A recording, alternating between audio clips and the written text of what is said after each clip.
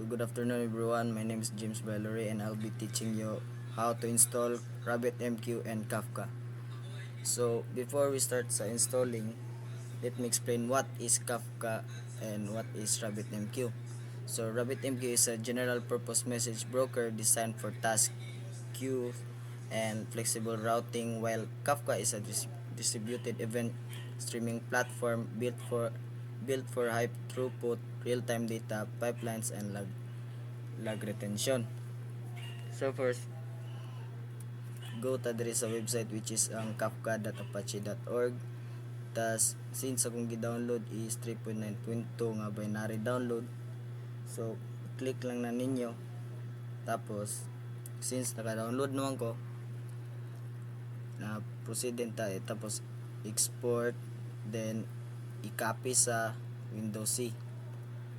So pag abot sa Windows C, proceed ta sa Kafka nga file. Kafka sa bin, sa Windows, and type cmd.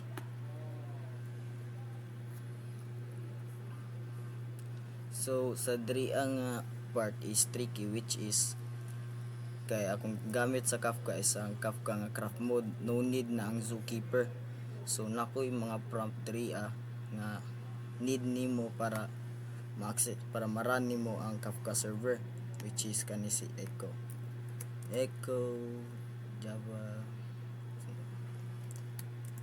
paste enter. So java jk and bin.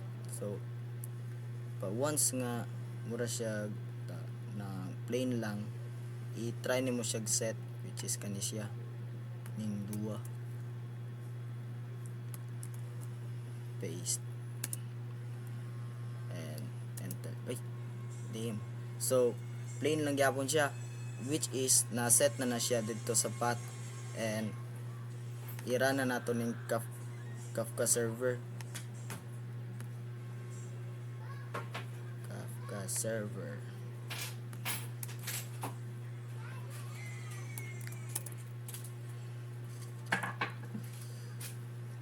So this take a while. So tara, zugi po tayo ng Kafka session 0x0. So muna na siya tanan, and X na nato na siya. Then let's proceed sa RabbitMQ, which is daggan mo i-download kay tricky siya. Kailangan nyo mag-download og Erlang, which is kaning download source. Since naka-download na pug ko, then kaning installing RabbitMQ nga mag-prompt, magbutang ra mag-prompt. Tas naka-download na pug ko RabbitMQ. So let's proceed sa prompt sa cmd. Sis pangitaon na to siya dire sa program files, dili ni siyang by 86. So RabbitMQ server, RabbitMQ kani sbin tas cmd. Okay, need na to i-prompt kay pang enable na to ang mga plugins o yung mga management.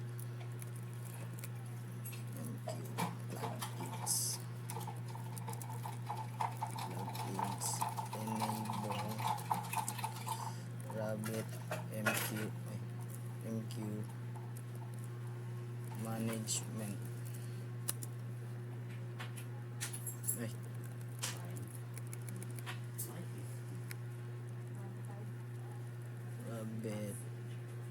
RabbitMQ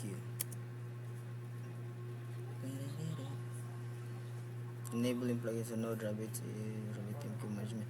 So kani, so na-run naman siya mo, which is na-enable na akong node nga Rabbit MSI. So na-access na to yung local host. So para makita yung local host, i-type rin ninyo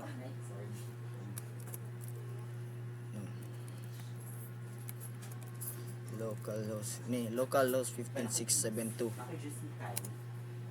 After na, since na access naman nato na siya, pero pwede natin na siya i-off and i-on.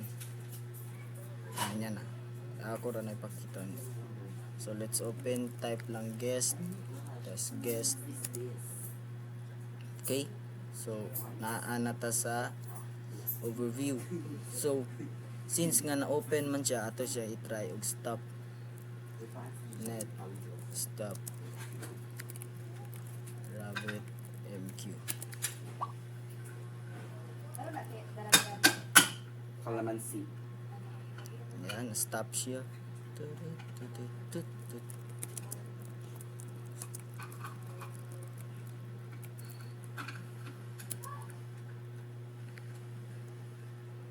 Okay.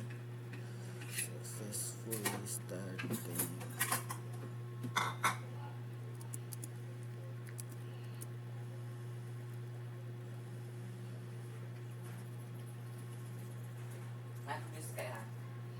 No.